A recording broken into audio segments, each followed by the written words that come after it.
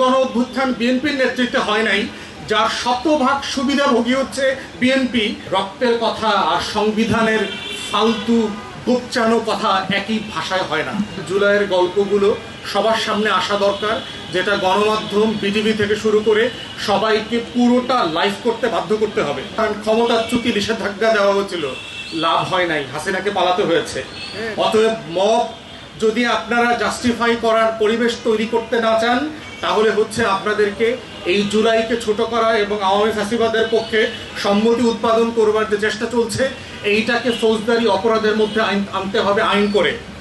তৃতীয় বক্তব্য হচ্ছে যে আমাদের শহীদ আহত পরিবারকে একটা সম্মানজনক পুনর্বাসন স্কিমের মধ্যে আনতে হবে। যারা যে পরিবারের সবচেয়ে গুরুত্বপূর্ণ মানুষটা মারা গেছেন এবং সারা দুনিয়াতে ইরানের বিপ্লবে, তুরস্কে, আপনার কুয়ের পর থেকে অনেকগুলো মডেল আছে, যারা দেশের জন্য শহীদ হয়, দেশের আজাদির লড়াইতে গণ অভ্যুত্থানে শহীদ হয়, আহত হয়, তাদেরকে কিভাবে পেনশন স্কিমে রেখে আজীবন পর্যন্ত একটা সম্মানজনক পুনর্বাসন স্কিম করা যায়, সেই স্কিমের অনেকগুলো মডেল নিয়ে আমরা নিজেরা কথা বলেছি। আপনারাও চাইলে এই মডেল বিশ্লেষণ করে কথা বলার সুযোগ আছে। তাহলে যেটা হবে, আমাদের এই যে বারবার বিভিন্ন জায়গাতে এই আহত এবং প্রতিবন্ধী এবং শহীদ পরিবারের গল্প নিয়ে কথা বলতে হচ্ছে, এই কথাবার্তা বলবার প্রয়োজন হবে না। দুঃখজনকভাবে দেখতেছি যে আপনারা যে কাজগুলো করার দরকার সেগুলো না করে ঠিক উল্টা কাজগুলো করছেন।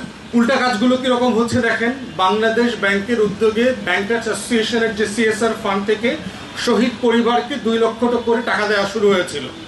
বিএনপি ক্ষমতায় এসে তার যে এই যে দলীয় একটা অপদার্থকে বাংলাদেশ ব্যাংকে গভর্নর করছে, সে এসে এই ফান্ডিংটা, এই যে ভাতা দেয়াটা আমাদের শহীদ পরিবারকে এটা বন্ধ করে দিয়েছে। বন্ধ করে দিয়ে সে এখন খোঁজ খবর নিচ্ছে যে বিএনপির কারা কারা শহীদ হয়েছে, তাদেরকে ডেকে ডেকে আবার চেক দিচ্ছে। তাহলে দেখেন যে আওয়ামী লীগ মুক্তিযুদ্ধকে যেভাবে আওয়ামীকরণ করেছে, যেই যুদ্ধটা শেখ মুজিবের নেতৃত্বে হয় নাই, শেখ মুজিব করে নাই, ঠিক একই রকম যেই গণ অভ্যুত্থান বিএনপির নেতৃত্বে হয় নাই, যার শতভাগ সুবিধাভোগী হচ্ছে বিএনপি, শহীদ পরিবারের ভাতাটা পর্যন্ত দলীয় নেতাকর্মীদেরকে অগ্রাধিকারের ভিত্তিতে দেওয়া হচ্ছে। এর নাম হচ্ছে বাটপাড়ি। এখানে অগুছানো আবেগ দিয়ে সে তো সংবিধান দিয়ে কথা বলে না, সে তার সন্তানের, তার বাবার লাশের রক্ত দিয়ে কথা বলে। রক্তের কথা আর সংবিধানের ফালতু গোপচানো কথা একই ভাষায় হয় না, একই আবেগ থাকে না। তো এই জন্য আপনারা যখন বড় বড় সংবিধানের কথা বলেন, তথাকথিত জুলাইয়ের কথা বলেন, জুলাই সিডিআই করে দেওয়ার কথা বলেন, তখন তারা বলে যে আপনার অস্তিত্বকে তারা চ্যালেঞ্জ করবে, আপনাকে দাঁড়াইতে দেবে না, আপনাকে দেশে থাকতে দেবে না। এইটা তার একটা আকাঙ্ক্ষা, স্বপ্নের জায়গা। কারণ আপনি যাকে সিডিআই করে দিতে যাচ্ছেন, সেই গণ অভ্যুত্থানে তার সন্তান রক্ত দিয়েছে, জীবন দিয়েছে।